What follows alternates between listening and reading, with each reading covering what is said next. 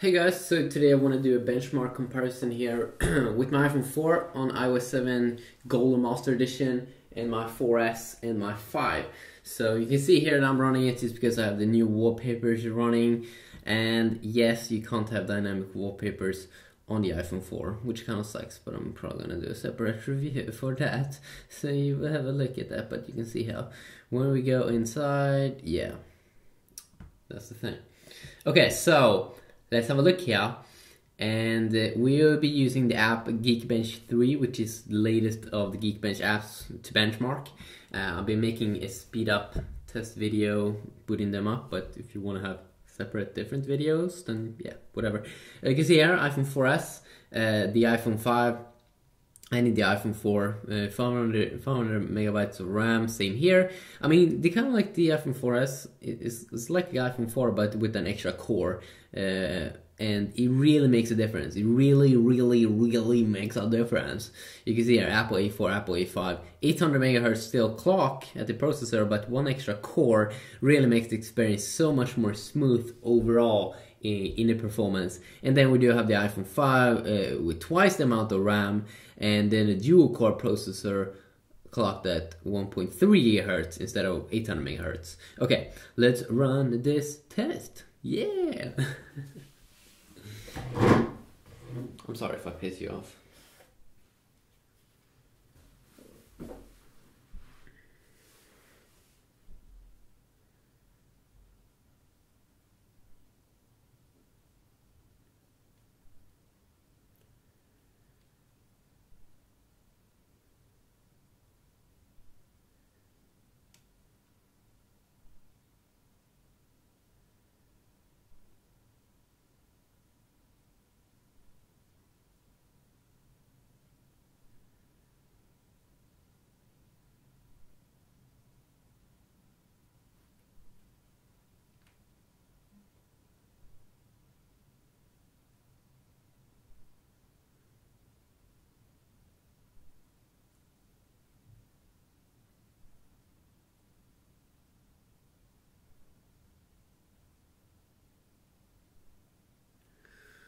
I hate how people do this stupid thing.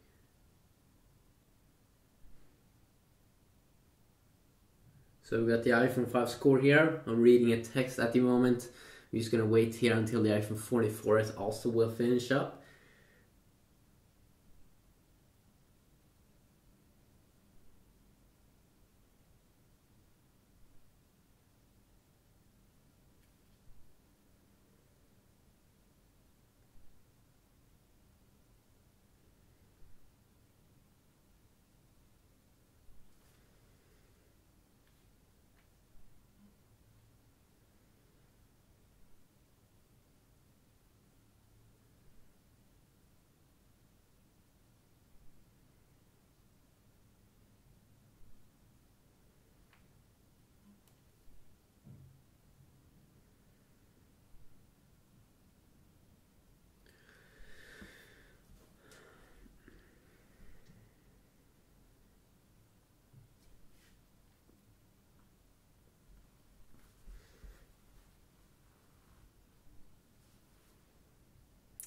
So you can see here also, if you take a look at the score here or now when we're waiting for the iPhone 4S and the iPhone 4. So score of 714 on the single core. Dual core score, of course, here it will add up both cores, and both cores should be about the same kind of power inside of them. Let's see here. If you take 714 times 2,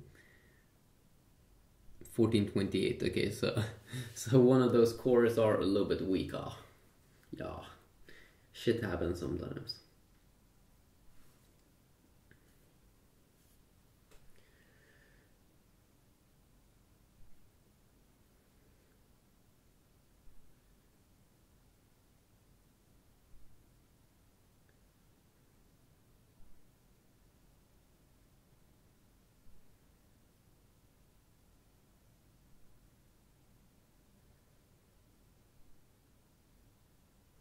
Okay, we're getting a score now also on another device.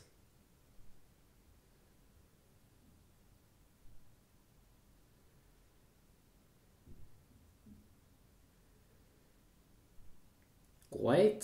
So there really is a big difference here between the iPhone 5 and the 4S as well. I mean, wow. I think that they made around 50% speed bump or something, or maybe 100% speed bump between the 4S and the iPhone 5. I mean, look at this. This is pretty insane. Just because, I mean, first of all, it's the same kind of dual core, but it's higher clocked. I mean, way higher clocked. 1.3 gigahertz instead of 800 megahertz. That's a 500 megahertz increase, and if we add it up, it's a 1 gigahertz increase there in power, and that will really make a difference once you start to add everything up. You can see you get triple the score here of the single core, and multi-core score here is almost 4 times the amount. It's pretty insane. It's pretty intense. It's pretty awesome.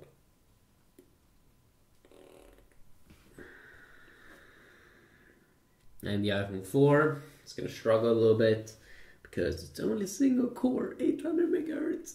Oh my god.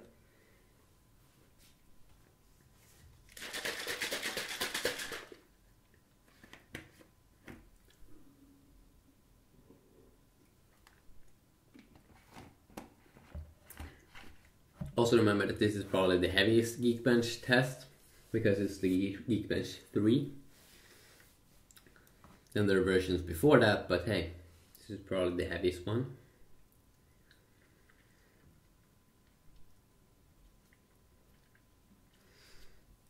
Okay, so get the score here.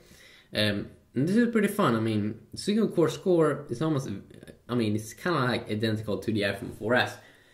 But just because you have that extra core inside of the iPhone 4S, you can get a super smooth experience many times, menus and everything, compared to the iPhone 4.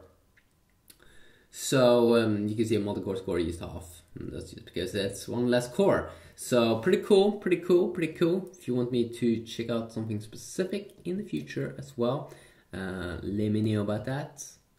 And I will definitely see what I can pull off. Yeah, have a good day.